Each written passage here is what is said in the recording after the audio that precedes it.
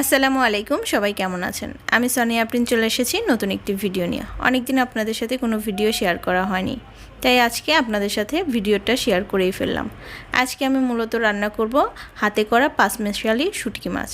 প্রথমে আমি মাছটা কাঠখোলায় ভেজে নিয়েছি, তারপর হালকা গরম পানিতে এটাকে 15 মিনিটের মতো ভিজিয়ে রেখেছি। এরপরে ধুয়ে নিয়ে আমি তেল গরম করে তার মধ্যে শুটকি মাছটা একটু ভেজে নিচ্ছি, যেন শুটকির যে স্মেলটা থাকে সেটা আর না পাওয়া যায়। যদিও আমার কাছে স্মেলটা অনেক ভালো লাগে, তারপর অনেকে পছন্দ করে না, এর জন্য এভাবে করে নিচ্ছি। শুটকিটা ভেজে নেওয়ার পরে আমি সেই তেলের মধ্যে দিয়ে দিব পেঁয়াজ। আমি মূলত পেঁয়াজ এবং টমেটো দিয়ে করব রান্নাটা, এর জন্য পেঁয়াজের পরিমাণটা একটু বেশি দিয়ে দিলাম। পেঁয়াজের মধ্যে আমি একটু রসুন কুচি দিয়ে দিয়েছি আর অল্প একটু কাঁচামরিচ দিয়ে দিয়েছি। এবার এটাকে ভালোভাবে ভেজে নিতে হবে। পেঁয়াজটা নরম করার জন্য আমি এখানে দিয়ে দেব স্বাদ মতো লবণ।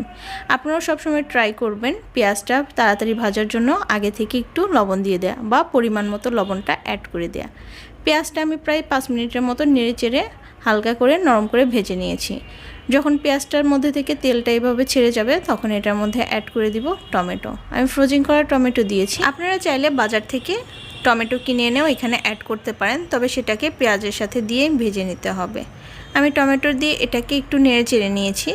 একটু নেড়ে চেড়ে নেওয়ার পরে যখন টমেটোটা গলে যাবে তখন এটার মধ্যে অ্যাড করে দিলাম 1 চা চামচের মতো আদা ও রসুন বাটা, দিয়ে দিলাম আধা চা চামচ ধনিয়ার গুঁড়া, এখানে দিয়ে দিতে হবে প্রায় 1 টেবিল চামচের মতো মরিচের গুঁড়া, আর দিয়ে দিলাম অল্প একটু হলুদের গুঁড়া। এখন ভালোভাবে পেঁয়াজের সাথে আমি মশলাগুলো মিক্স করে নেব। আমি আগের ভিডিওগুলোতেও বারবার বলি, মশলাটা যত ভালোভাবে কষিয়ে নেবেন ততটা টেস্ট লাগবে। ভালোভাবে মিক্স করে এখন আমি এটার মধ্যে দিয়ে দিব শুটকি মাছ। তবে তার আগে পেঁয়াজ এবং মশলাটার মধ্যে ভালোভাবে মিশ্রণটা করে নিতে হবে। যখনই তেলটা ছেড়ে দিবে তখন আমি এটার মধ্যে দিয়ে দিলাম ভেজে রাখা শুটকি মাছ। ভালোভাবে এখন সবগুলো নেড়েচেড়ে মিক্স করে দিব। যখন ভালোভাবে কষানো হয়ে যাবে তখন এটার মধ্যে অ্যাড করে দিতে হবে পানি। তবে আপনারা যারা নতুন তারা চাইলে অল্প একটু পানি দিয়ে কষিয়ে নিতে পারেন। আমি এখানে একটু কষিয়ে নিয়েছি, তবে পানির পরিমাণটা দেইনি, কারণ আমি তেলের পরিমাণটা একটু বেশি দিয়েছিলাম এর জন্য।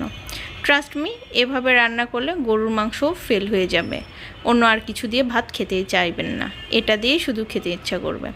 আমি এইখানে প্রায় 1.5 কাপের মতো পানি অ্যাড করে দিয়েছি। যেহেতু শুটকি মাছ সেজন্য শুদ্ধ হতে একটু সময় লাগবে, সেই জন্য আমি গরম পানি এখানে অ্যাড করে দিয়েছি।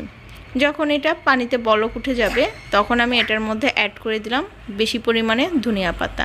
যেহেতু এটা দেশীয় ধনে পাতা না, এর জন্য আমি টকবক বলকের উপর না দিয়ে হালকা বলকের উপরেই দিয়ে দিয়েছি। তারপর এটাকে প্রায় 10 মিনিটের মতো আমি লো আঁচে ঢেকে দিয়েছিলাম।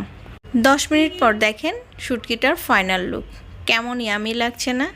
আমার বাসায় সবাই কিন্তু অনেক পছন্দ করেছিল, আর যেহেতু আম্মু অসুস্থ ছিল আম্মুকে নিয়ে এসেছি আমার কাছে। আম্মু অনেক বেশি খুশি হয়েছে শুটকিটা খেয়ে, আর আমার শ্বশুর তো সবসময় শুটকি পছন্দ করে আমার হাতের।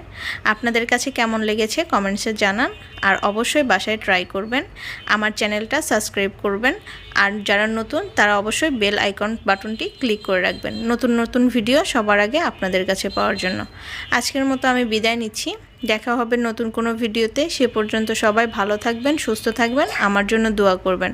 আর আমার আম্মু যেহেতু অসুস্থ, আপনারা অবশ্যই আমার আম্মুর জন্য দোয়া করবেন। ইনশাল্লাহ নতুন ভিডিও নিয়ে খুব তাড়াতাড়ি আপনাদের সাথে দেখা হবে। আল্লাহ হাফেজ, আসসালামু আলাইকুম।